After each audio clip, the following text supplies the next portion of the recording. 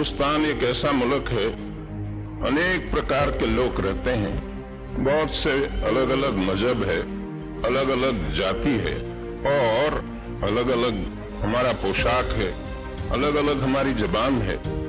ऐसा कोई मुल्क दुनिया में नहीं है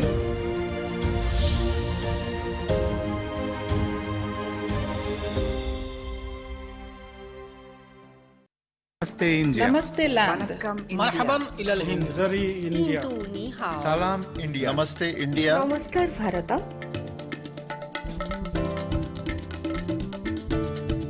मुई Nous इंडिया। sommes l'Inde. नहनु हुनूर। इंडिया। माँ हिंदी हस्ती। मूंग हिंदियानी। सलाम Hindustan. We are India.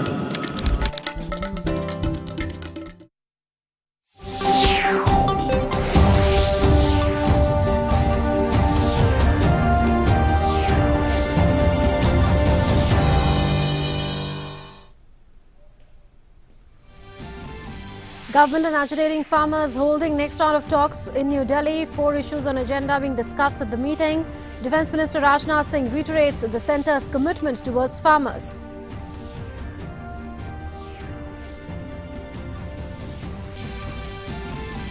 Cabinet takes key decisions including approving a modified scheme to enhance ethanol distillation capacity in the country. Also approves opening of Indian missions in Estonia, Paraguay and Dominican Republic.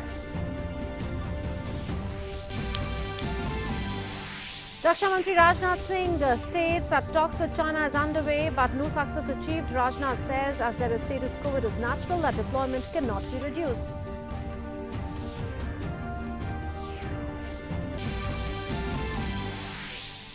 UK approves Oxford AstraZeneca COVID-19 vaccine, second vaccine to get the UK nod. Serum Institute develops Oxford vaccine for India.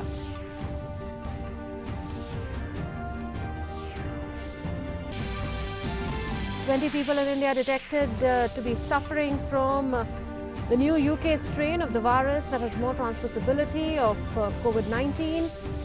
Ban on flights from UK extended by India till the 7th of January.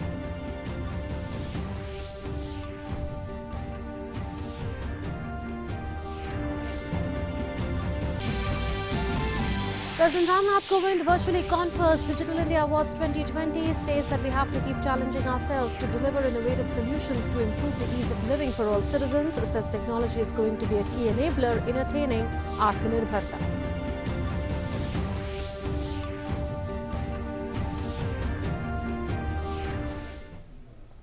Hello and welcome. You're watching DD India and DD News with me, Munmun Bhattacharya. Our top story, the union government is currently holding the 7th round of talks with protesting farmer unions in New Delhi. Agriculture Secretary Sanjay Agarwal had sent out a letter to farm leaders on Monday, responding to an email by the farm unions on the 26th of December in which they had agreed to restart negotiations. That comes after the government's appeal was rejected earlier by farm unions to resume the dialogue process several times. In the letter, the government invited 40 leaders who represent the Samyukt Kisan Morcha platform of over 500 farm organizations involved in the month-long agitation to discuss a set of farm reforms initiated by the government.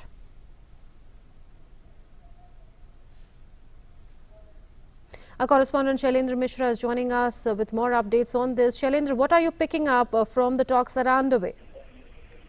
देखिए, जो बातचीत है वो इस वक्त सरकार और किसान संगठनों के जो प्रतिनिधि हैं, आंदोलनकारी किसानों के जो प्रतिनिधि हैं, उनसे चल रही। हम जानते हैं कि सरकार ने कहा था कि जो प्रमुख मुद्दे हैं, जिन मुद्दों पर लेकर किसानों को आपत्ति है, चाहे वो पराली का मुद्दा हो या फिर विद्युत अधिनियम का मुद्दा हो या फिर एमएसपी को लेकर जो एक तरह से सरकार जिन मुद्दों को सामने रख रही है, लेकिन किसानों के बीच जो भ्रांतियां हैं, किसान उस पर और स्पष्टता चाहते हैं, इन सब पर बातचीत हो रही है। बेसिकली 4 जो प्रमुख मुद्दे हैं, कृषि सुधार कानून में जिन मुद्दों पर आपत्ति है किसानों को, और इसके साथ ही साथ एमएसपी को लेकर हम जानते हैं कि सरकार लगातार कहती रही है कि एमएसपी जारी रहेगी और एमएसपी पर सरकारी खरीद होती रहेगी। इसके साथ ही साथ विद्युत अधिनियम जो प्रस्तावित है और पराली जो दिल्ली एनसीआर में पर्यावरण जो प्रदूषण प्रबंधन में जो पराली को लेकर किसानों की जो आपत्तियां, पराली जलाने को लेकर जो दिशा निर्देश है उसको लेकर जो किसानों की आपत्तियां,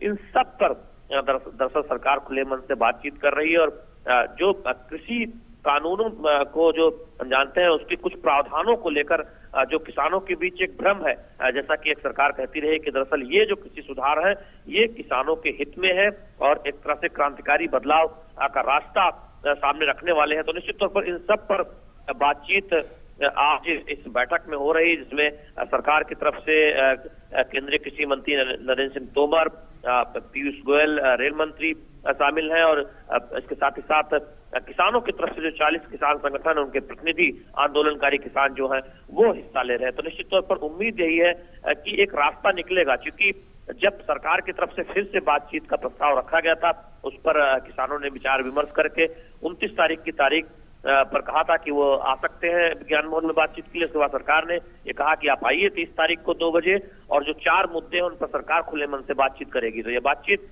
निश्चित तौर पर उम्मीद यही है कि सकारात्मक दिशा में जाती हुई दिखाई दे रही। अब देखना होगा कि अंतिम तौर पर जब ये बैठक खत्म होगी तब किसान नेताओं की तरफ से क्या कहा जाता है, क्योंकि उन 4 मुद्दों को लेकर सरकार लगातार स्पष्ट कर चुकी है कि उस पर वो बातचीत कर रही है और खुले मन से बातचीत पर आगे बढ़ने के तैयार है और किसानों के बीच जो भ्रम है उसे दूर करने को भी तैयार है। ये भी सरकार की तरफ से स्पष्ट तौर पर कहा गया है। जी Shailendra, has the government shown enough flexibility in the past as well? We remember that after talks were held between the government led by Amit Shah and the farmer unions, one letter of proposal had gone to the farm unions where the government said that they are flexible on a number of issues. However, that proposal was rejected by the farm unions, and now a couple of days back we heard the Prime Minister say that the government is flexible. If there is a point that is made based on fact and logic, then the government is open to it. However, the government believes that the farm laws are meant for farmer welfare. ये देखिए, हम जहां तक विद्युत अधिनियम में सुधार की बात है या फिर उस पर जो सरकार जो किसान है और जिनकी आपत्तियां उस पर स्पष्ट तौर पर सरकार पहले ही साफ कर चुकी है।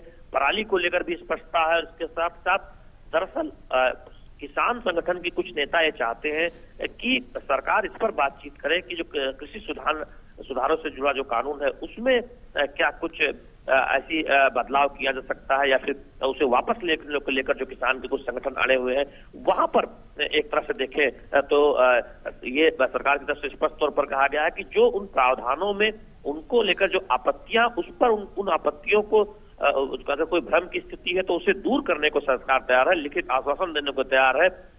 चाहे वो एमएसपी का मुद्दा हो, चाहे वो कॉन्ट्रैक्ट फार्मिंग का मुद्दा हो, चाहे अन्य मुद्दे हो। और ऐसे में सरकार ने बार बार पत्र के जरिए और उच्चतम स्तर पर भी हमने देखा कि ये कहा गया कि जो भ्रम है किसानों की दूर करने की पूरी कोशिश की जा रही है। और यही वजह है कि बार बार बातचीत के टेबल पर एक तरह से प्रस्ताव दिया जा रहा है और बातचीत आगे बढ़ भी रही है। लेकिन अभी देखना होगा कि कृषि सुधार कानूनों को लेकर जो भ्रम की स्थिति कुछ आंदोलनकारी किसानों के बीच बनी हुई है उसको लेकर क्या कोई रास्ता साफ होता है या फिर वो भ्रम दूर करने में सरकार कामयाब होती है। क्योंकि सरकार इस बार बार कहती रही है कि उन कृषि कानूनों को लेकर भी जो उन प्रावधानों को लेकर जो भ्रम है वो भी मन से सरकार दूर करने को तैयार है। और उस पर एक तरह से ये चाहे वो पत्र के जरिए हो या फिर बातचीत के जरिए हो, लगातार ये कहा भी गया है कि आपकी जो शंकाएं हैं एमएसपी को लेकर वो शंकाएं आप देखते ही कहा एमएसपी पहले भी थी, आज भी और आगे भी रहेगी। एमएसपी पर खरीद होती रहेगी। कॉन्ट्रैक्ट फार्मिंग को लेकर जो शंकाएं हैं कि क्या जमीन किसान की चली जाएगी, सरकार ने स्पष्ट तौर पर कहा है कि कोई भी जो कॉन्ट्रैक्ट होगा किसानों या कंपनियों के बीच वो सिर्फ जो जमीन पे जो फसल उगाई जाती है उस फसल का होगा, जमीन का कॉन्ट्रैक्ट नहीं हो सकता। और कोई विवाद की स्थिति आती है तो ये कहा गया था कि एसडीएम से इतर भी किसान विकल्प होना चाहिए। तो उसमें भी सरकार ने कहा कि अगर कोर्ट जाना चाहते हैं किसान तो कोर्ट वो जा सकते हैं। तो दरअसल ये पूरी कोशिश की गई है कि जिन मुद्दों पर आपत्तियां किसान संगठनों की तरफ से जताई गई थी उन पर एक रास्ता निकले, उन पर जो सुझाव है उस पर सरकार आगे बढ़ने को तैयार है। लेकिन अब ये देखना होगा कि क्या किसान संगठन जो आंदोलनकारी किसान संगठन है कुछ वो सरकार के इस प्रस्ताव को मानने को तैयार है। क्योंकि हम जानते हैं कि इस तरह की बातें सामने आ रही थी कि जो कृषि कानून है उनको रद्द करने की मांग कुछ किसान संगठन करते रहते। तो ऐसे में ये बातचीत की आज जो प्रक्रिया फिर से शुरू हुई तो निश्चित तौर पर ये एक सकारात्मक संकेत जरूर है सरकार की तरफ से जो प्रयास किया गया। लेकिन क्या किसान संगठन उस पर आगे बढ़ेंगे ये देखना होगा। A middle ground can be found in the talks which are underway between the government and the farm unions. Well, Union Health Minister Dr. Harshvardhan is holding a review meeting on Kala Azar. He's addressing the media now. Let's go live across to that. कि इस बीमारी को देखने के बारे में जो संबंधित अधिकारी और दूसरे जितने भी हमारे पार्टनर्स हैं WHO, उनके जितने भी प्रतिनिधि जो वहाँ पर नोडल ऑफिसर्स की तरह काम कर, सभी लोग आज के इस कार्यक्रम में, इस मीटिंग में जुड़े हैं। तो मुझे 2014 की जो पटना की मीटिंग है उसकी याद आ गई, और जैसा अभी ये बताया झारखंड के स्वास्थ्य मंत्री जी ने कि 2 दिन बाद इनके मुख्यमंत्री भी इसका बीमारी का रिव्यू लेने वाले हैं। तो मैं उस नाते मंगल पांडे जी से भी और जय प्रताप जी से भी, और चंद्रिमा जी तो चली गई हैं, लेकिन उन सबसे भी रिक्वेस्ट करूंगा कि कम से कम अपने मुख्यमंत्रियों को आप जाकर रिक्वेस्ट तो ज़रूर करिए। वो समय के हिसाब से अगर इसका रिव्यू उनके लेवल पे होगा और उसके अनुरूप अगर वो तय करके एक बार वो भी बोलेंगे सबको कि भाई 2021 में इसको समाप्त करना ही है, और मैं स्वयं मॉनिटरिंग करूंगा, तो मुझे लगता है कि उसका और अधिक प्रभाव पड़ेगा। तो अभी अगर किसी स्वास्थ्य सचिव को कोई स्पेसिफिक इनपुट उनके मंत्रियों के अलावा अगर देना हो, तो अंत में हम थोड़ा किसी से कुछ भी कहना हो तो सुन सकते हैं, वरना हमारी मीटिंग का जो समाप्ति का समय है वो तो लगभग नज़दीक आ चुका है। जितना समय हमने आपसे मांगा था, आप सबने हमें पूरे धैर्य के साथ और पूरे पेशेंस के साथ पूरा का पूरा आपने समय हमें दिया है। इसके लिए मैं सब स्वास्थ्य मंत्रियों का, सभी अधिकारियों का हृदय से धन्यवाद करता हूं। कोई अगर कोई कहना चाहते हैं, कोई भी स्वास्थ्य सचिव कुछ, तो हमें इंडिकेट कर दे, नहीं तो फिर हम आपको, धन्यवाद तो हमने आपको कर दिया है, हम इसको मीटिंग को जो है उसके बाद क्लोज कर सकते हैं। That was Union Health Minister Dr. Harshvardhan addressing a press conference. Let's move on now. Defence Minister Rajnath Singh has said that talks with China on the LAC issue have not yielded fruitful results so far. In an exclusive interview to news agency ANI, he however said that India will give a befitting reply to anyone who challenges the country's sovereignty. Indo और China के बीच जो stand of चल रहा था, उसे दूर करने के लिए दोनों देशों के बीच बातचीत का दौर चल रहा था। मिलिट्री लेवल पर भी बातचीत हो रही थी और साथ ही साथ डिप्लोमेटिक लेवल पर भी बातचीत हो रही थी, लेकिन अभी तक कोई कामयाबी मिल नहीं पाई है। अगले राउंड की भी बैठक होगी, क्योंकि हाल में ही अभी WMCC यानी डिप्लोमेटिक लेवल पर बातचीत दोनों देशों के बीच हुई है, लेकिन मिलिट्री लेवल पर बातचीत अगले राउंड में होने वाली है। वो कभी भी हो सकती है, लेकिन अभी तक कोई सार्थक परिणाम नहीं निकला है। स्टेटस को बना हुआ है, नहीं, यथास्थिति बनी हुई है। विस्तारवादी है, एक्सपेंशनिस्ट है, और भारत के भूमि पर कब्जा करने की कोई कोशिश करता है तो कि टुकड़े को हड़पने की कोशिश करता है, तो भारत के अंदर वह ताकत है, भारत के अंदर वह कुवत है कि किसी भी सूरत में अपनी जमीन को किसी दूसरे देश के हाथ में नहीं जाने देगा, चाहे दुनिया का कोई भी देश हो। Raksha Mantri also said that China has been active with a lot of infrastructure development in its border areas. He added that India is also developing infrastructure at a fast pace. Bharat भी सीमा पर रहने वाले अपने नागरिकों की सुविधा के लिए, सीमा पर पेट्रोलिंग करने वाले अथवा सीमा की सुरक्षा करने वाले अपने जवानों के लिए भी इधर बहुत ही तेजी के साथ इंफ्रास्ट्रक्चर डेवलपमेंट किया है। हम किसी देश से पर आक्रमण करने के लिए हम इंफ्रास्ट्रक्चर डेवलपमेंट नहीं कर रहे हैं, इस सोच के साथ नहीं, लेकिन यदि पेट्रोलिंग करने हमारा जवान जाता है तो उसकी सुविधा का हमको ध्यान देना पड़ेगा, और साथ ही साथ सीमा पर रहने वाले जो हमारे नागरिक हैं उनकी भी सुविधाओं का ध्यान हमको देना पड़ेगा। उसके लिए भी इंफ्रास्ट्रक्चर डेवलप करना सीमा पर यह आवश्यक है। An encounter between suspected terrorists and security forces at Lawaipura on the outskirts of Srinagar city in Jammu and Kashmir resumed this morning, finally resulting in the elimination of 3 terrorists who were holed up in a building close to the national highway. The encounter started on Tuesday evening after the J&K Police, Army and the CRPF launched a cordon and search operation in the locality close to the national highway after inputs about the presence of terrorists came in.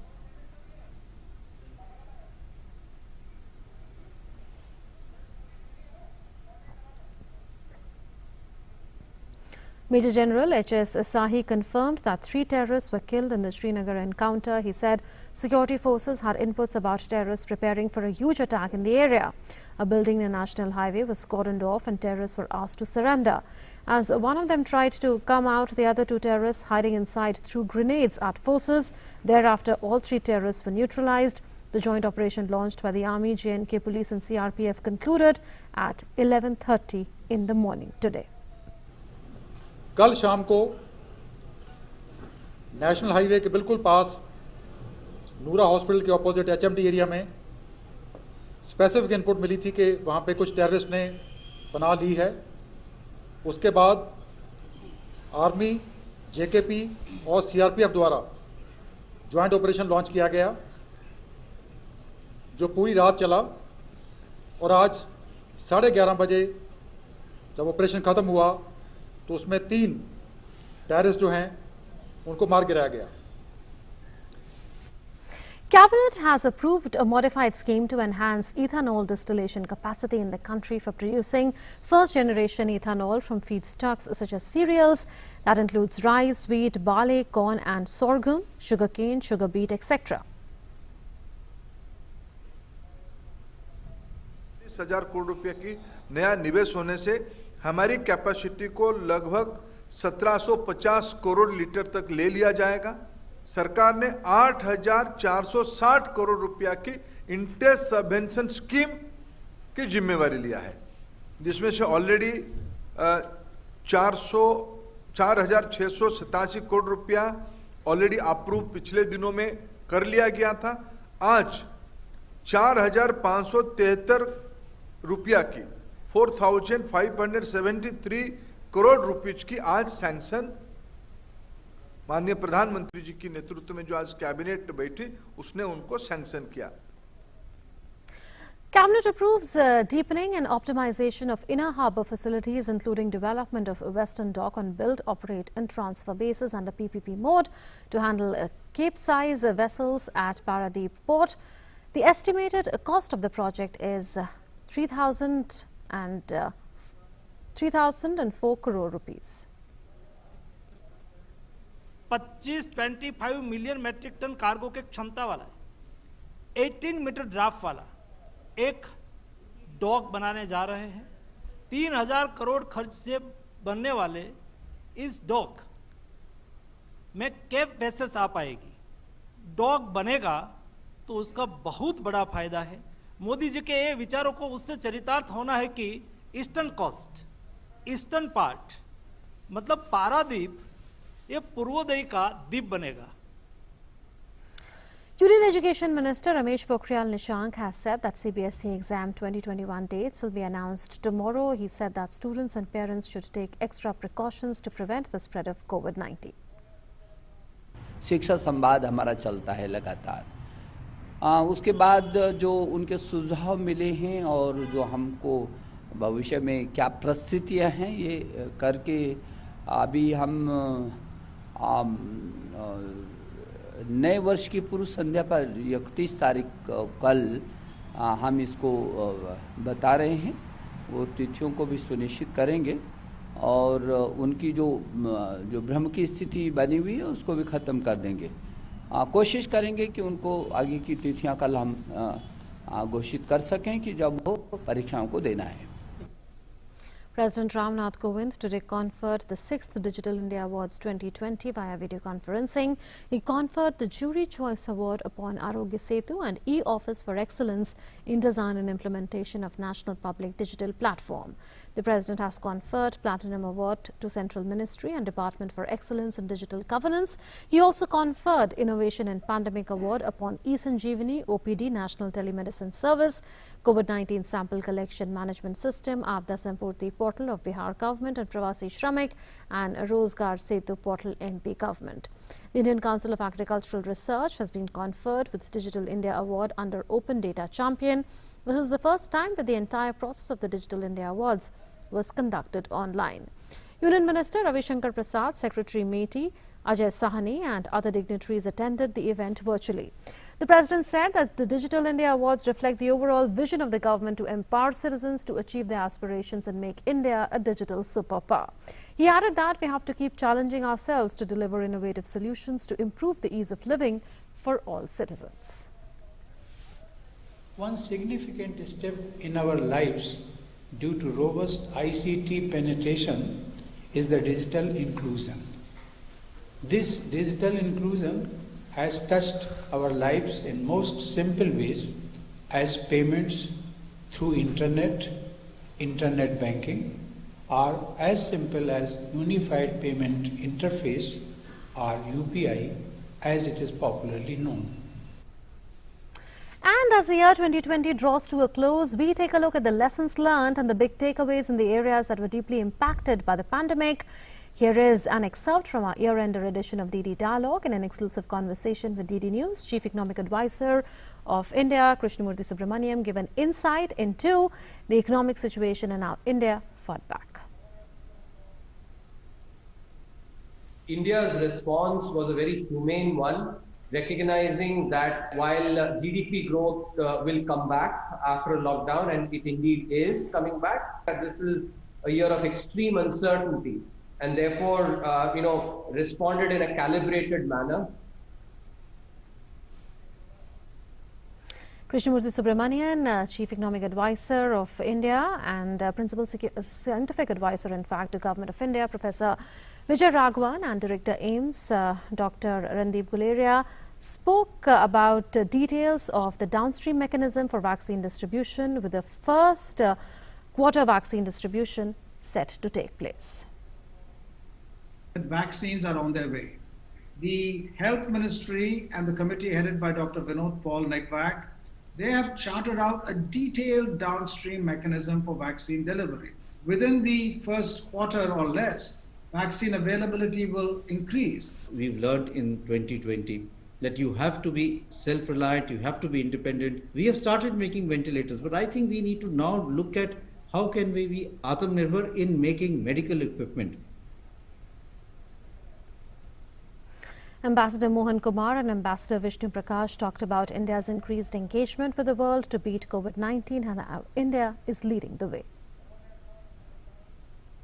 For the Modi government to have done what it has done, I would say is remarkable. We have managed to engage with all the major powers of the region. Prime Minister's initiative to have a SAARC, here is India, whatever we have, our facilities are at your disposal.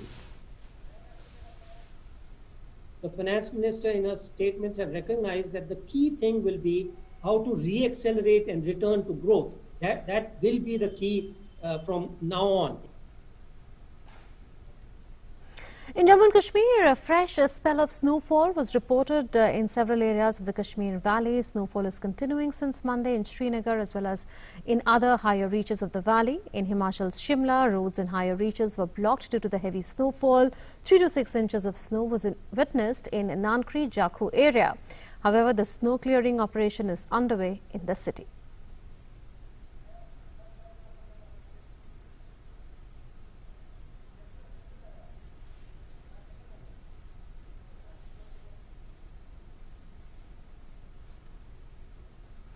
The snowfall in the hills has led to cold wave intensifying in several areas of North India. Delhi was enveloped in fog on Wednesday morning and the misery was compounded due to the blowing cold winds. The Met Office has predicted severe cold wave conditions which will continue for the next 2 days. The Met Department has also predicted ground frost and dense fog at isolated pockets in the region of Punjab, Haryana, Delhi, Uttar Pradesh and North Rajasthan. However, it is expected that weather will improve from the 1st of January and temperature can rise marginally. Delhi recorded a minimum temperature of 3.5 degrees Celsius at Safdarjung Observatory today. And with that, we come to the close of this edition of the news. News and updates will continue on DD India and DD News.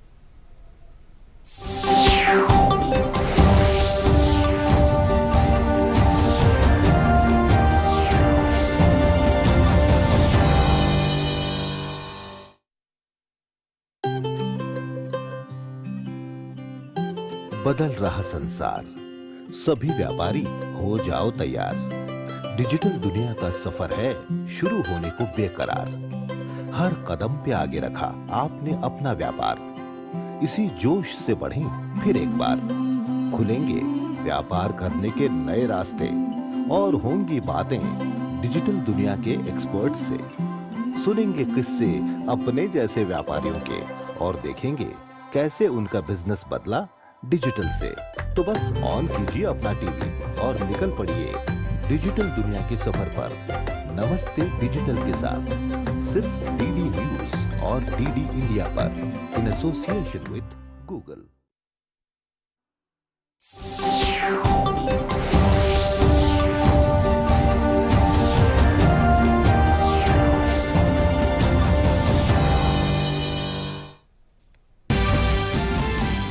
कृषि सुधारों के खिलाफ आंदोलन कर रहे किसानों के साथ सरकार की अगले दौर की वार्ता जारी। 4 अहम मुद्दों पर होगी चर्चा। सरकार ने साफ नियत और खुले मन से प्रासंगिक मुद्दों के तर्कपूर्ण समाधान करने के लिए जताई प्रतिबद्धता। कैबिनेट लिए अहम फैसले। एथेनॉल का उत्पादन बढ़ाने पर हुई चर्चा। इससे किसानों की आय दोगुनी होने की है संभावना। वहीं 3 देशों में नई एम्बेसी बनाने को मिली हरी झंडी। पारादीप बंदरगाह पीपीटी मॉडल समझौते पर भी लगी मुहर। रक्षा मंत्री राजनाथ सिंह ने कहा, सीमा मुद्दे पर भारत की चीन के साथ कई दौर की वार्ता के बाद भी नहीं निकला है कोई ठोस नतीजा। फिलहाल यथास्थिति है बरकरार, जिसके चलते सीमा पर जवानों की तैनाती को नहीं किया जाएगा कम। रामनाथ कोविंद ने डिजिटल माध्यम से किए डिजिटल इंडिया पुरस्कार प्रदान। डिजिटल भारत के दृष्टिकोण के साथ पहली बार नामांकन से लेकर स्क्रीनिंग और अंतिम पुरस्कार समारोह तक सभी कार्यक्रम किए गए ऑनलाइन आयोजित।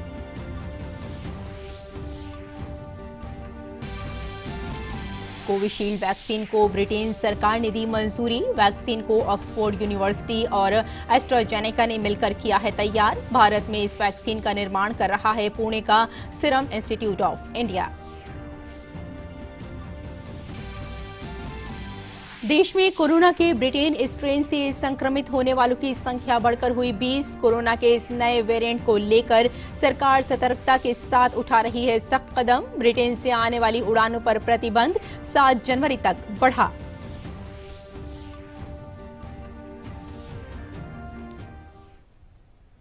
नमस्कार, हिंदी समाचारों में आपका स्वागत है। मैं हूं आपके साथ रेशमा फारूकी। आइए विस्तार से खबरों पर नजर डालते हैं। आज दिल्ली की सीमाओं पर बैठे किसान संगठनों और सरकार के बीच वार्ता हो रही है।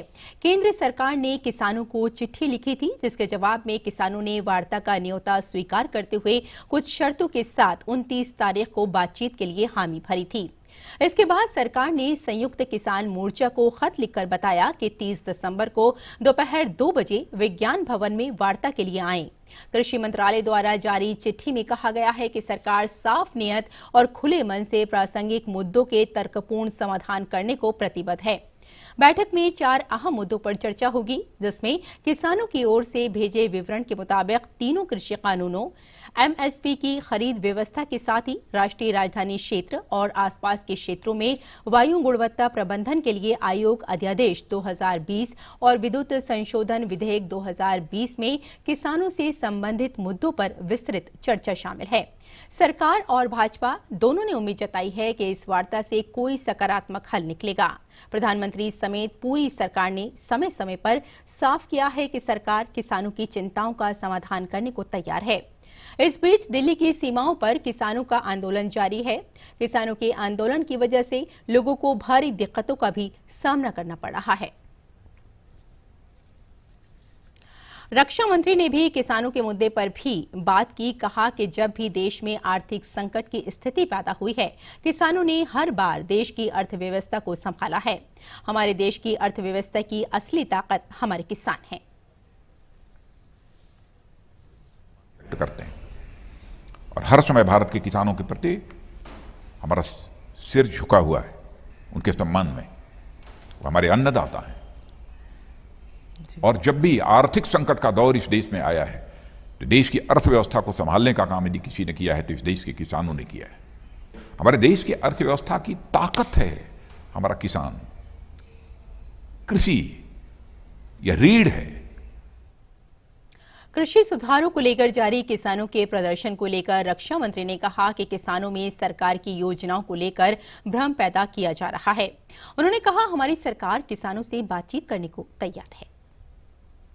हमारे किसान भाइयों को के अंदर एक गलतफहमी पैदा करने की कोशिश की गई है और की जा रही है।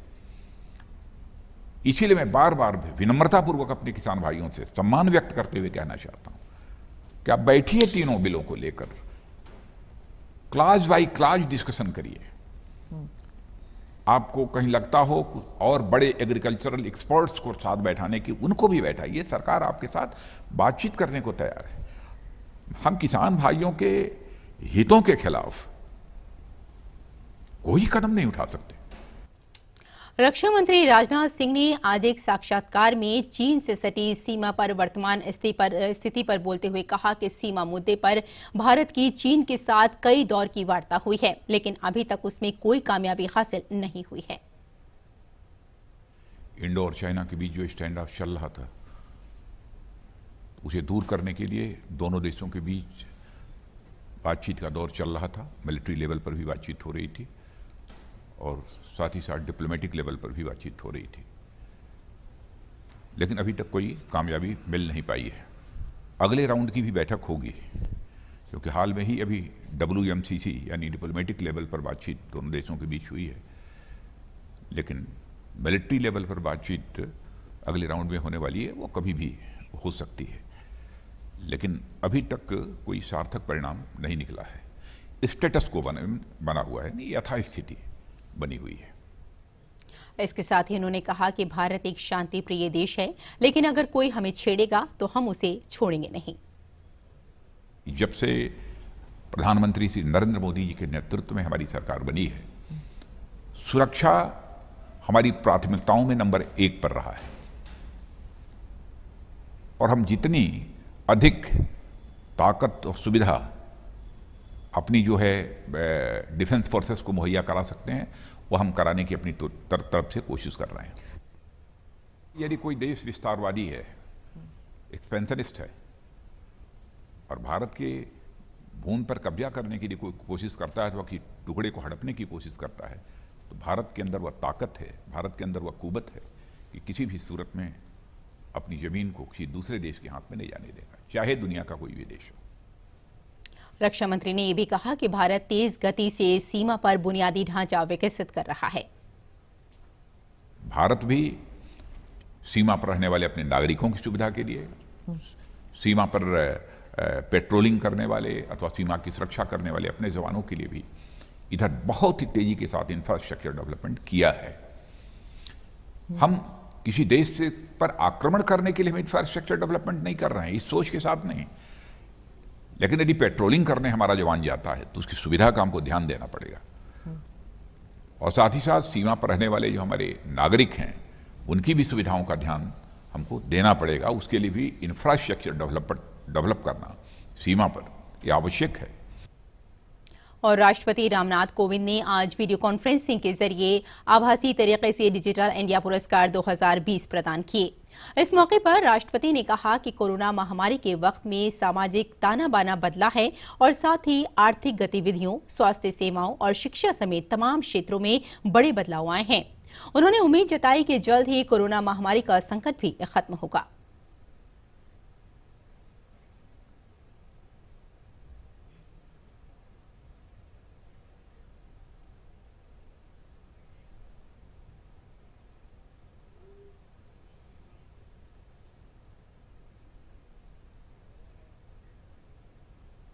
The year 2020 has been the year of COVID-19. The year is about to end now, and let us hope the pandemic will also end soon. It will not be an overstatement to say that the coronavirus has changed the world in terms of social relations, economic activities, healthcare, education, and several other aspects of life. Yet, life has not come to a standstill, thanks largely to information and communication technology. Technological advances are often termed as disruptions, but this year they helped us overcome the big disruption to a great extent. राष्ट्रपति ने कहा कि हाल ही में तकनीक का हमारी जिंदगी के हर क्षेत्र में दखल बढ़ा है। डिजिटल भुगतान के जरिए वित्तीय व्यवस्था में बड़ा सकारात्मक प्रभाव पड़ा है। कोरोना के कारण रोजमर्रा के कार्यों में जो मुश्किलें आ रही थी, Aarogya Setu app, e office और वीडियो कॉन्फ्रेंसिंग जैसी सुविधाओं की बदौलत अब उनका समाधान हो गया है।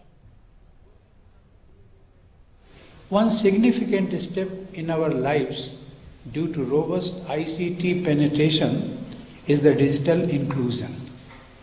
This digital inclusion has touched our lives in most simple ways as payments through internet banking, or as simple as Unified Payment Interface or UPI as it is popularly known.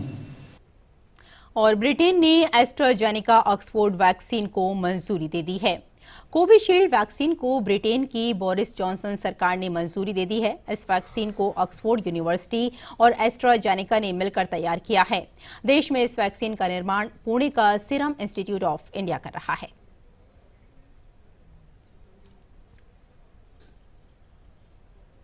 देश में कोरोना वायरस के नए स्वरूप के मामले बढ़ते दिख रहे हैं। देश में अब तक ब्रिटेन के कोरोना स्ट्रेन से संक्रमित होने वालों की संख्या बढ़कर 20 हो गई है। कल तक इन मामलों की संख्या सिर्फ 6 थी। इन लोगों को निगरानी में रखा गया है। अब तक जांच किए गए कुल 107 नमूनों की रिपोर्ट आई है, जिसमें से 20 लोग ब्रिटेन के स्ट्रेन से संक्रमित पाए गए हैं। सरकार कोरोना के नए स्ट्रेन की व्यवस्थित जांच कर रही है। सरकार की अलग अलग एजेंसियों की 10 प्रयोगशालाओं में नए स्ट्रेन की जांच हो रही है। 20 नए मामलों में से सबसे ज्यादा 8 मामले NCDC दिल्ली की लैब में पाए गए हैं। वहीं निम्हांस की लैब में 7 नए मामलों का पता चला है। स्वास्थ्य मंत्रालय ने जीनोम सीक्वेंसिंग के लिए कंसोर्शियम बनाया गया है, जिसका नाम इंसाकॉग दिया गया है। जीनोम कंसोर्शियम अपने प्रयोगशालाओं में नए स्वरूप का पता लगाने का काम व निगरानी कर रहा है। स्वास्थ्य मंत्रालय ने बताया कि ब्रिटेन में वायरस का नया स्वरूप मिलने से पहले ही देश की विभिन्न प्रयोगशालाओं में ऐसे करीब 5000 जीनोम स्कैनिंग कर चुका है। सरकार का कहना है कि डरने की जरूरत नहीं है, केवल सतर्क रहने की जरूरत है। केंद्र सरकार के मुताबिक ये नया स्ट्रेन तेजी से जरूर फैलता है, लेकिन बीमारी की गंभीरता को नहीं बढ़ाता। सबसे बड़ी बात यह है कि अभी तक ऐसे प्रमाण नहीं मिले हैं जो ये बताते हैं कि कोरोना वैक्सीन इससे नाकाम हो सकती है। हालांकि सरकार ने एहतियात कुछ और नए कदम उठाए हैं। इसमें 9 से 22 दिसंबर के बीच भारत आने वाले सभी अंतर्राष्ट्रीय यात्रियों की कोरोना जांच होगी। पॉजिटिव आने वाले लोगों के सैंपल जीनोम स्कैनिंग के लिए भेजे जाएंगे। यही नहीं, 23 नवंबर से 22 दिसंबर के बीच जो भी अंतर्राष्ट्रीय यात्री भारत आए हैं और टेस्ट में संक्रमित पाए गए हैं, उनके सैंपल भी जीनोम स्कैनिंग के लिए भेजे जाएंगे। इसके अलावा देश में संक्रमित पाए जाने वाले कुल मरीजों में से 5% रोजाना जीनोम स्कैनिंग के लिए भेजे जाएंगे।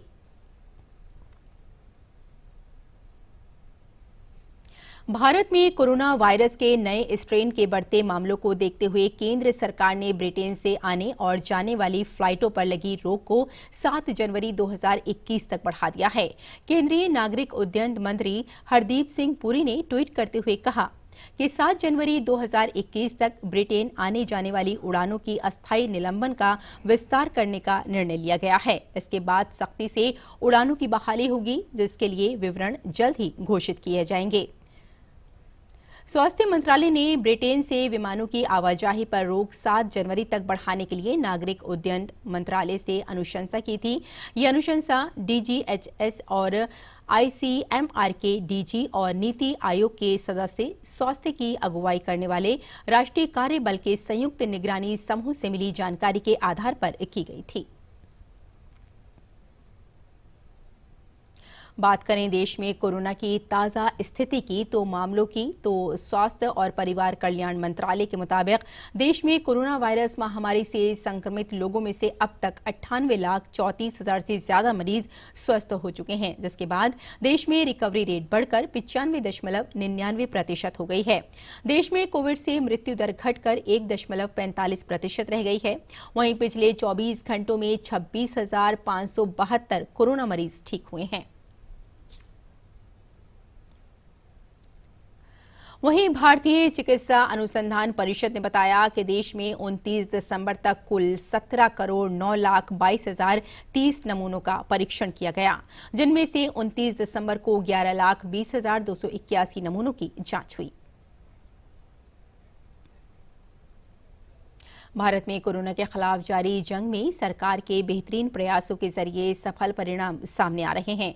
स्वास्थ्य मंत्रालय के अनुसार पिछले 7 दिनों में प्रति मिलियन जनसंख्या के मामले में विश्व के कई देशों के मुकाबले भारत में कोरोना के नए मामलों में कमी दर्ज की गई है।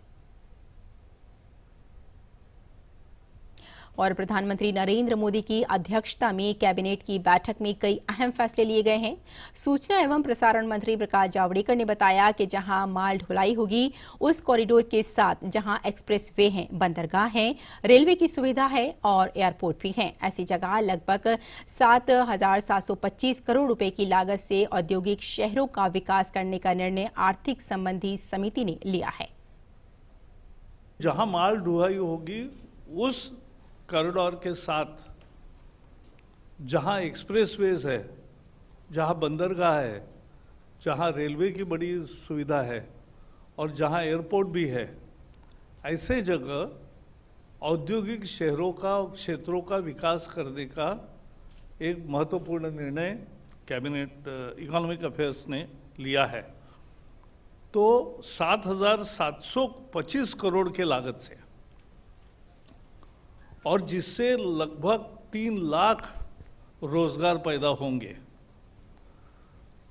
ऐसी योजना को आज मंजूरी मिली है। उन्होंने बताया कि कृष्णापट्टनम बंदरगाह में 2,139 करोड़ रुपए की लागत से औद्योगिक क्षेत्र का विकास होगा। इसके अलावा तुमकुर और दादरी में भी औद्योगिक क्षेत्र का विकास किया जाएगा। कृष्णापट्टनम जो बंदरगाह है पूर्व में, वहाँ 2,139 करोड़ के लागत से ये औद्योगिक प्रक्षेत्र का विकास होगा। तुमकुर में 1,701 करोड़ के लागत से कर्नाटक में है। ये industrial Chennai Bangalore industrial corridor जो है, चेन्नई बंगलोर के बीच में जो सारा इंडस्ट्री का विकास होना है, उसके ये 2 महत्वपूर्ण आधार है। तीसरा, दादरी में मल्टी मॉडल लॉजिस्टिक जोन तैयार करने की योजना है। और कैबिनेट ने पारादीप पोर्ट में एक वेस्टर्न डॉक बनाने के लिए आज मोदी जी के नेतृत्व वाली सरकार ने 3,000 करोड़ रुपए के खर्च से एक आधुनिक और विश्व स्तरीय बंदरगाह निर्माण करने का फैसला लिया है। 25 मिलियन मैट्रिक टन कार्गो के क्षमता वाला है, 18 मीटर ड्राफ्ट वाला एक डॉक बनाने जा रहे हैं। 3,000 करोड़ खर्च से बनने वाले इस डॉक में कैप वेसल्स आ पाएगी। डॉक बनेगा तो उसका बहुत बड़ा फायदा है। मोदी जी के ये विचारों को उससे चरितार्थ होना है कि ईस्टर्न कोस्ट, ईस्टर्न पार्ट मतलब पारादीप ये पूर्वोदय का द्वीप बनेगा। केंद्रीय मंत्रिमंडल ने देश में पहली पीढ़ी आईजी इथेनॉल के उत्पादन के लिए संशोधित योजना को मंजूरी दे दी है। इसके तहत चावल, गेहूं, जौ, मक्का और शरबत, गन्ना, चीनी पत्ता आदि से इथेनॉल का उत्पादन किया जाएगा। 40,000 करोड़ रुपए की नया निवेश होने से हमारी कैपेसिटी को लगभग 1750 करोड़ लीटर तक ले लिया जाएगा। सरकार ने 8,460 करोड़ रुपया की इंटरेस्ट सबवेंशन स्कीम की जिम्मेवारी लिया है, जिसमें से ऑलरेडी 4,687 करोड़ रुपया ऑलरेडी अप्रूव पिछले दिनों में कर लिया गया था। आज 4,573 रुपया की 4,573 करोड़ रुपीज की आज सैंक्शन माननीय प्रधानमंत्री जी की नेतृत्व में जो आज कैबिनेट बैठी उसने उनको सैंक्शन किया। प्रधानमंत्री नरेंद्र मोदी ने नए विस्टाडोम टूरिस्ट कोचों के वीडियो शेयर करते हुए कहा कि ट्रेन आराम और अत्याधुनिक तकनीक का मिश्रण है। ये ट्रेन के सफर को और यादगार बना देंगे। उन्होंने रेल मंत्री पीयूष गोयल के ट्वीट को रीट्वीट करके ये बात कही। कल रेल मंत्री इस आलीशान कोच का वीडियो शेयर कर इसकी खासियतें बताई थी।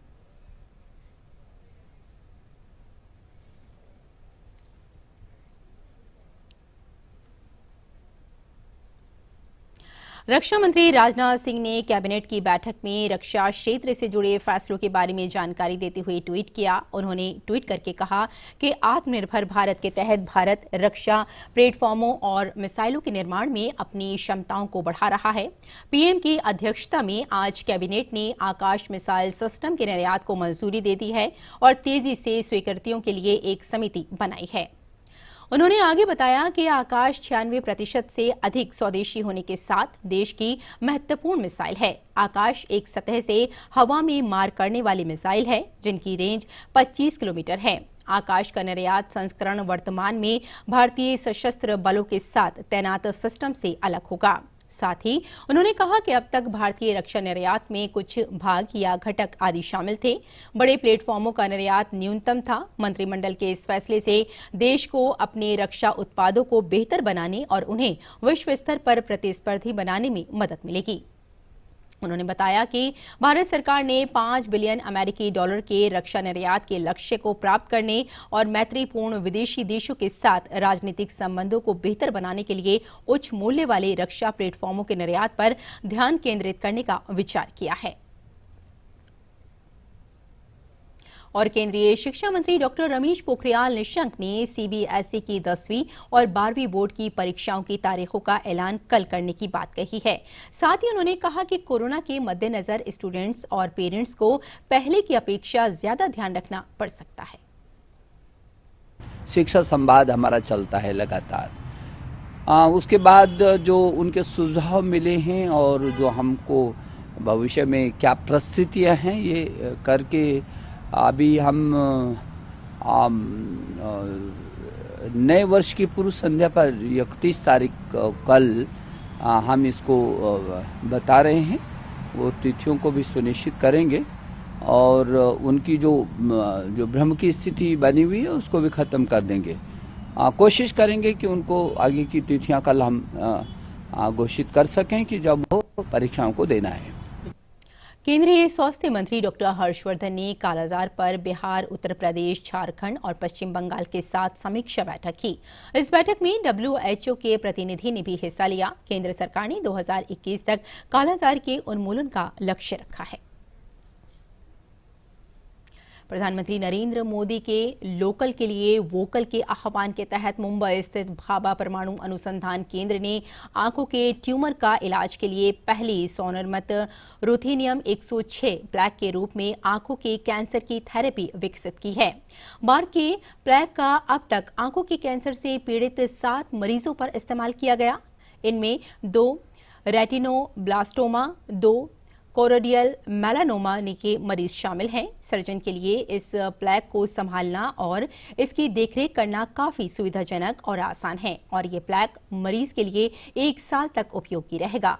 इसके शुरुआती नतीजे में काफी संतोषजनक हैं। परमाणु ऊर्जा विभाग के अंतर्गत काम करने के लिए मुंबई स्थित टाटा मेमोरियल कैंसर अस्पताल के साथ साथ असम के गुवाहाटी स्थित बरुआ कैंसर अस्पतालों को भी एक सहायक अस्पताल के रूप में चुना गया है। इसके साथ ही इस प्लेक को नई दिल्ली के अखिल भारतीय आयुर्विज्ञान संस्थान, हैदराबाद के सेंटर फॉर साइट और बेंगलुरु के शंकर नेत्रालय को मुफ्त में उपलब्ध कराया जा रहा है।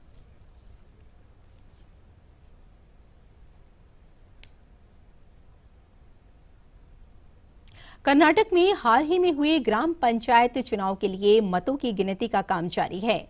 कड़ी सुरक्षा के बीच मतगणना की प्रक्रिया 226 केंद्रों पर आज सुबह 8 बजे से शुरू हुई। कर्नाटक में ग्राम पंचायत चुनाव के दूसरे और अंतिम चरण के लिए रविवार को राज्य के 109 तालुकाओं की 2709 पंचायतों के लिए मतदान हुआ था।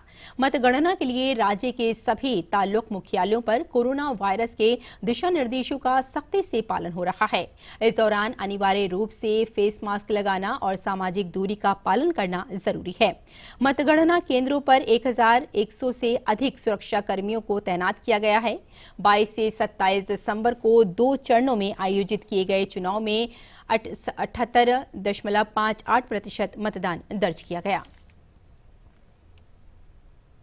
देश के पहाड़ी इलाकों पर हुई बर्फबारी के बाद उत्तर भारत के कई शहरों में कड़ाके की ठंड पड़ रही है।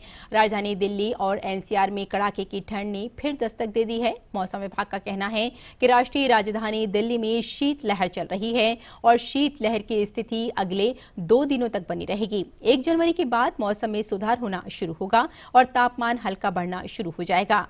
वहीं चूरू में राजस्थान के पारा 0 से 1.5 डिग्री सेल्सियस नीचे दर्ज किया गया। जम्मू कश्मीर के लवाईपोरा में सुरक्षा बलों से मुठभेड़ में 2 और आतंकी मारे गए। इस ऑपरेशन में अब तक कुल 3 आतंकी मारे जा चुके हैं।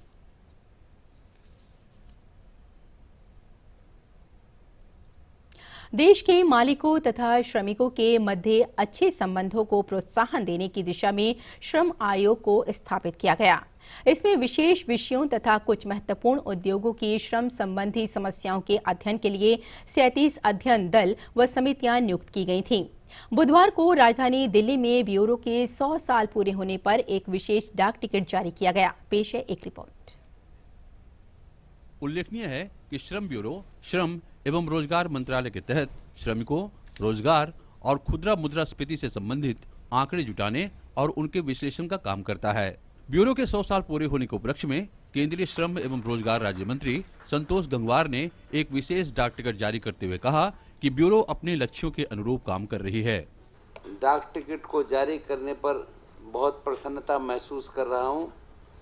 इस स्टैम्प के माध्यम से ब्यूरो के शताब्दी वर्ष को यादगार बनाने हेतु डाक विभाग, संचार मंत्रालय को हार्दिक धन्यवाद देता हूं।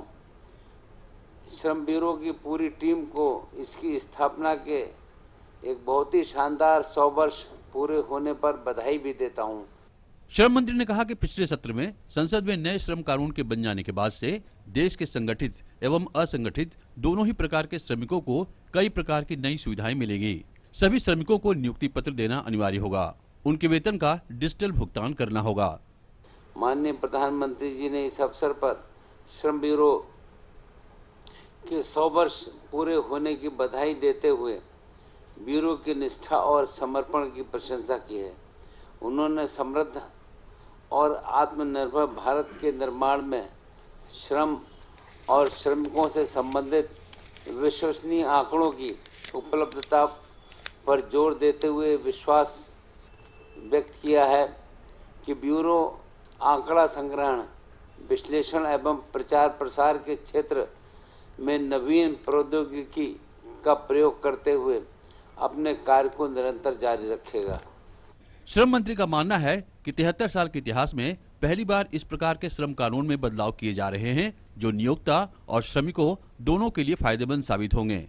मजदूरी संहिता पहले ही अधिसूचित हो चुकी है। इन 4 संहिताओं में पुराने 29 कानून को एकीकृत किया गया है। Kumar Alok, DD news, Delhi.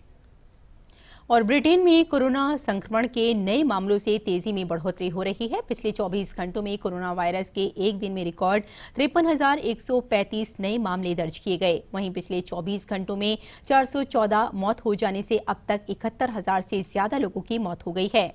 इसमें एक दिन पहले 41,000 से अधिक नए मामले दर्ज किए गए थे, जबकि मरने वालों की संख्या 357 थी। ये संक्रमण की दर पहले पीक यानी अप्रैल महीने की संक्रमण दर से भी अधिक है। वहीं चौथे चरण के प्रतिबंधों के तहत वेल्स में पुलिस ने लोगों को घरों में रहने का आदेश दिया है। तो नाज़रीन, इस बुलेटिन में फिलहाल इतना ही। इजाजत दें, नमस्कार।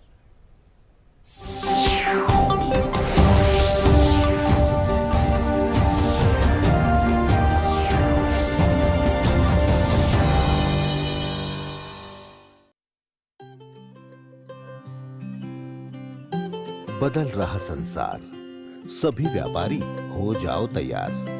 डिजिटल दुनिया का सफर है शुरू होने को बेकरार। हर कदम पे आगे रखा आपने अपना व्यापार। इसी जोश से बढ़ें फिर एक बार। खुलेंगे व्यापार करने के नए रास्ते और होंगी बातें डिजिटल दुनिया के एक्सपर्ट से। सुनेंगे किस्से अपने जैसे व्यापारियों के और देखेंगे कैसे उनका बिजनेस बदला डिजिटल से। तो बस ऑन कीजिए अपना टीवी और निकल पड़िए डिजिटल दुनिया के सफर पर। नमस्ते डिजिटल के साथ सिर्फ डीडी न्यूज और डीडी इंडिया पर इन एसोसिएशन विद गूगल। साल 2020 पीछे छोड़ जा रहा है अनगिनत यादें जिन्हें कभी भुलाया नहीं जा सकता। वैश्विक महामारी कोविड-19 जिससे लगातार जूझ रही है पूरी दुनिया। प्रमुख खबरें जिन्होंने साल भर बटोरी सुर्खियां। ऐतिहासिक फैसलों से बदली देश की तस्वीर। प्रमुख घटनाएं जिन्होंने विश्व पर डाला असर। कठिन समय जो गमगीन कर गया। कुछ पल जो इतिहास में दर्ज हो गए। साल 2020 डीडी न्यूज की नजर से देखिए विशेष कार्यक्रम परछाइयां 2020 सिर्फ डीडी न्यूज पर।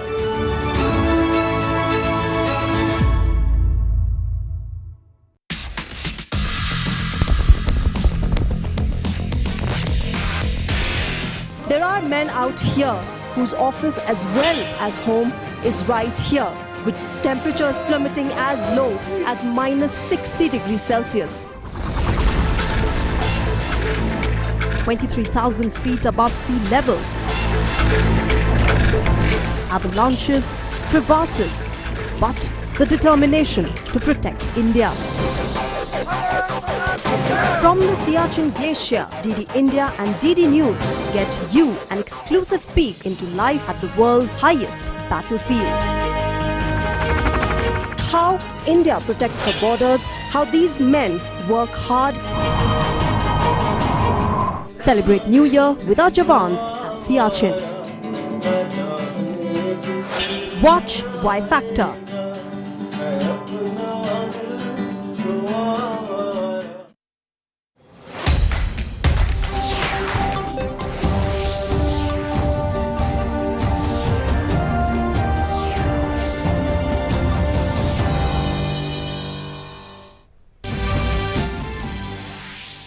Government and agitating farmers holding next round of talks in New Delhi. 4 issues on the agenda being discussed at the meeting. Defence Minister Rajnath Singh reiterates centre's commitment towards farmers.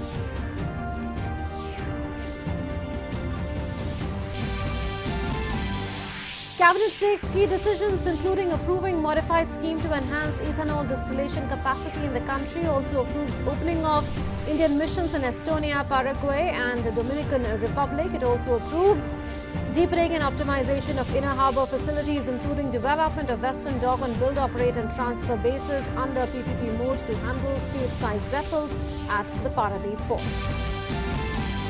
Raksha Mantri Rajnath Singh states that talks with China are underway, but no success has been achieved. Rajnath says there is a status quo and it is natural that deployment cannot be reduced.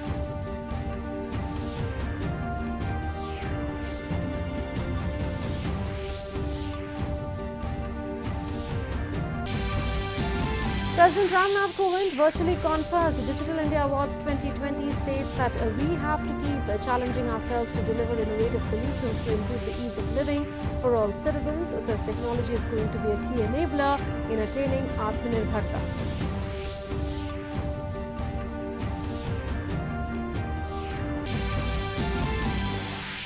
UK approves Oxford AstraZeneca COVID-19 vaccine, second vaccine to get UK North. Serum Institute develops Oxford vaccine for India.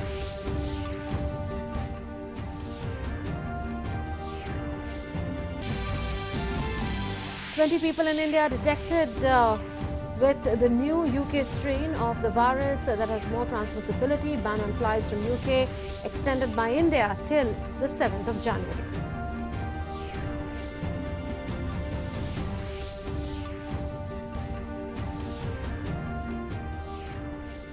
Hello and welcome. You're watching the